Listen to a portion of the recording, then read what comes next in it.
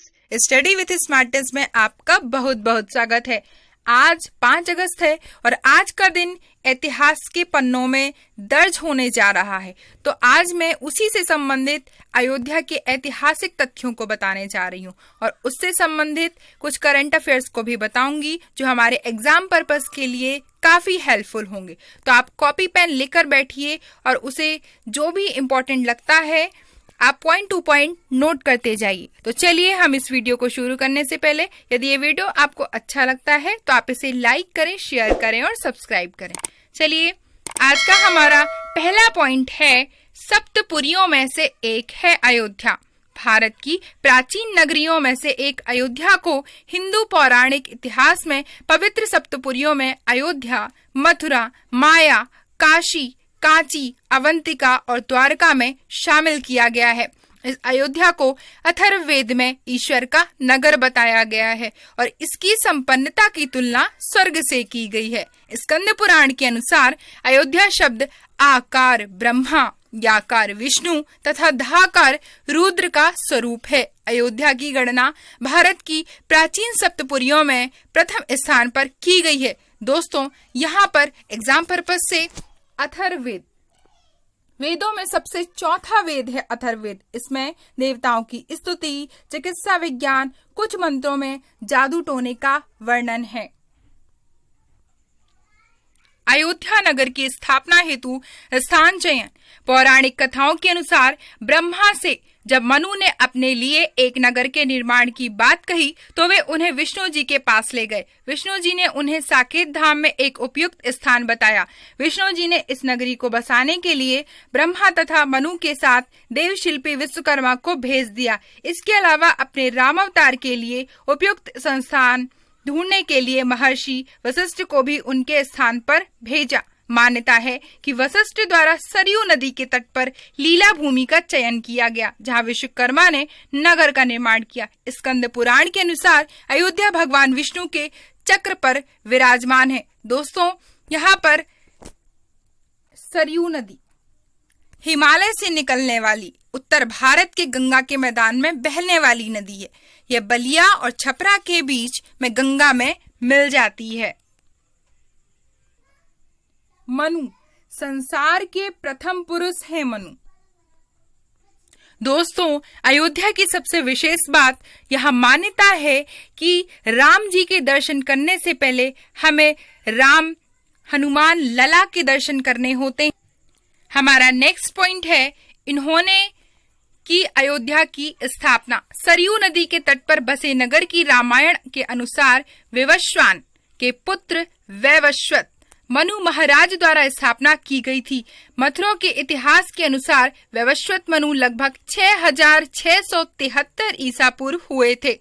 ब्रह्मा जी के पुत्र मारीची से कश्यप का जन्म हुआ। कश्यप से विवस्वान और विवस्वान के पुत्र वैवस्वत मनु थे। वैवस्वत मनु के 10 पुत्र इल, इक्ष्वाकु, कुसनाम, अरिष्ट, धट, नरिष्यन, करुष, महाबली, सरयाति और प्रशद थे। इसमें इक्ष्वाकु कुल का ही ज्यादा विस्तार हुआ। इक्ष्वाकु कुल में कई महान प्रतापी राजा, ऋषि, अरिहंत और भगवान हुए। इक्ष्वाकु कुल में ही आगे चलकर प्रभु श्री राम हुए। अयोध्या पर महाभारत काल तक इसी वंश के लोगों का शासन रहा।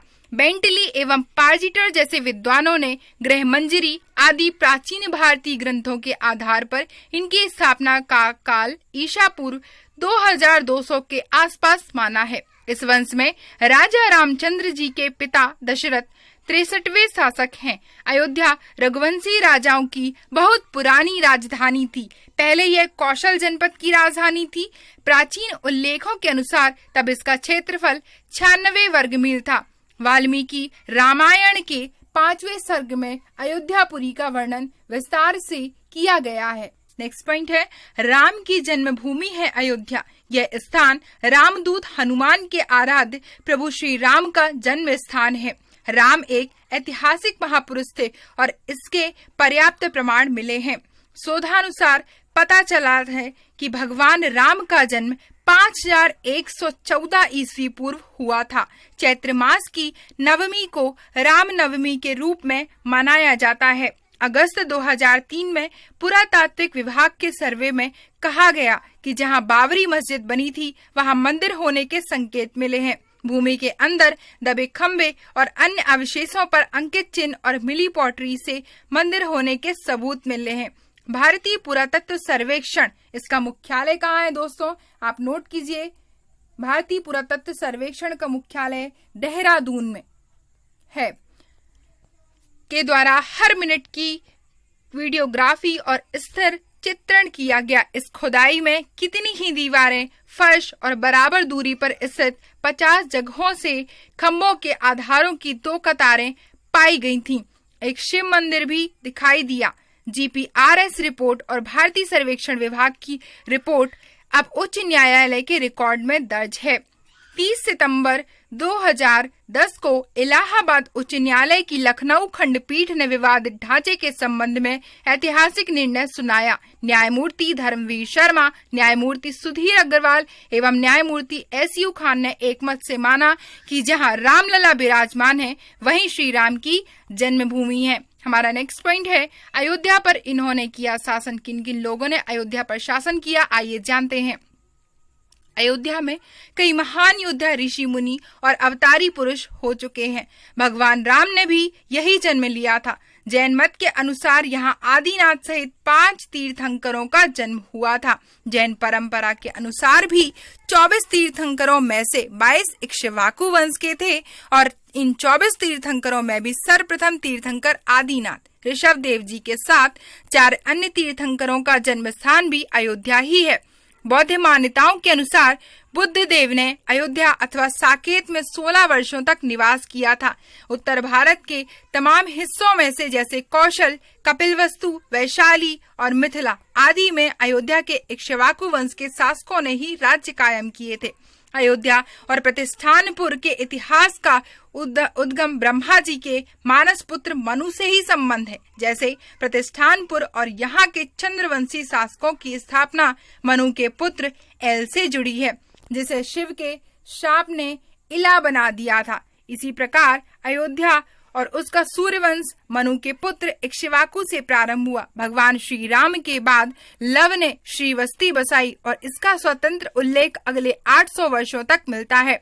कहते हैं कि भगवान श्री राम के पुत्र कुश ने एक बार पुनः राजधानी अयोध्या का पुनर्निर्माण कराया था। इसके बाद सूर्यवंश की अगली पीढ़ियों तक इसका अस्तित्व बरकरार रहा। रामचंद्र से लेकर द्वापरकालीन महाभारत और उसके बहुत बाद तक हमें अयोध्या के सूर्यवंशी इक्ष्वाकुओं के उल्लेख मिलते हैं। इस वंश का बृहदत्त अभिमन्यु के हाथों महाभारत के युद्ध में मारा गया था। महाभारत के युद्ध में अयोध्या उजड़ सी गई, लेकिन उस दौर में श्री राम जन्मभूमि का अस्तित्व सुरक्षित था, जो लगभग 14वीं सदी तक बरकरार रहा। नेक्स्ट पॉइंट है, मध्यकाल में अयोध्या के हाल। बृहदत्त के कई काल बाद यह नगर मगध के मौर्यों से लेकर गुप्तों और कन्नौज के शासकों के अधीन रहा। अंत में यहाँ महमूद गजनवी के भांजे सैयद सलार ने तुर्क शासन की स्थापना की। वो बहराइच में 1033 ईस्वी में मारा गया था। इसके बाद तैमूर के पश्चात जब जौनपुर में शकों का राज्य स्थापित हुआ तो अयोध्या शर्कियों के अधीन हो गया। विशेष रूप से शक शासक महमूद शाह के शासन काल में 1440 ईस्वी में 1526 ईस्वी में बाबर ने मुगल राज्य की स्थापना की और उसके सेनापति ने 1528 में यहाँ आक्रमण करके मस्जिद का निर्माण करवाया, जो 1992 में मंदिर मस्जिद विवाद के चलते राम जन्मभूमि आंदोलन के दौरान ढहा दी गई। तथ्य कहते हैं कि विदेशी आक्रांता बाबर के आदेश पर सन 1527 से 28 में अयोध्या में राम जन्मभूमि पर बने भव्य राम मंदिर को तोड़कर एक मस्जिद का निर्माण किया गया। कालांतर में बाबरी के नाम पर ही इस मस्जिद का नाम बाबरी मस्जिद रखा गया। जब मंदिर तोड़ा जा रहा था तब जन्मभूमि मंदिर पर सिद्ध महात्मा श्यामनंद जी महाराज का अधिकार था। उस समय भीटी के राजा मेहताब सिंह बद्रीनारायण ने मंदिर को बचाने के लिए बाबर की सेना से युद्ध लड़ा। कई दिनों तक युद्ध चलता रहा और अंत में हजारों वीर सैनिक शहीद हो गए। पुरातन इतिहास के बाद आज दिनांक 5 अगस्त 2020 को राम मंदिर का शिलान्यास हुआ, जिसकी महत्वपूर्ण जानकारी दी गई। तो फ्रेंड्स, इससे संबंधित कुछ करंट अफेयर्स भी हम जानेंगे। सदियों का इंतजार आज खत्म हो गया है। प्रधानमंत्री मोदी जी ने राम मंदिर की आधारशिला रख दी है। पूजा संपन्न हुई। राम मंदिर निर्माण के लिए पहले शिलाओं का पूजन किया गया। 12:44 पर चांदी की कन्नी से नींव डाली गई। इस अवसर पर एक डाक टिकट जारी किया गया है दोस्तों। इसकी कीमत 5 रुपए है और 5 लाख डाक टिकट छपेंगे। पीएम मोदी ने इसे जारी किया है। इस पर सबसे खास बात है कि राम मंदिर की तस्वीर है।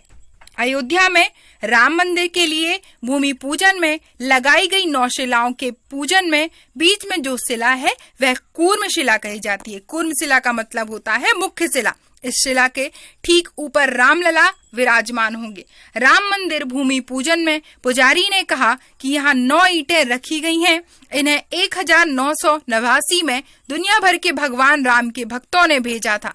ऐसी ईंटों की संख्या 2,75,000 है, जिनमें से 100 ईंटें जय श्री राम उत्कीर्ण किया गया है। 100 ईंटों में जय श्री राम उत्कीर्ण किया गया है। यह आपके लिए खास बात है। तो दोस्तों, आज हमने अयोध्या संबंधी कुछ ऐतिहासिक तथ्यों को जाना और उसमें क्या अपडेट हुआ है यह भी जाना। तो यह वीडियो आपको कैसा लगा आप मुझे कमेंट बॉक्स के माध्यम से कमेंट कर सकते हैं। इस वीडियो को लाइक करें, शेयर करें और सब्सक्राइब करें। थैंक यू दोस्तों। Thank you for watching.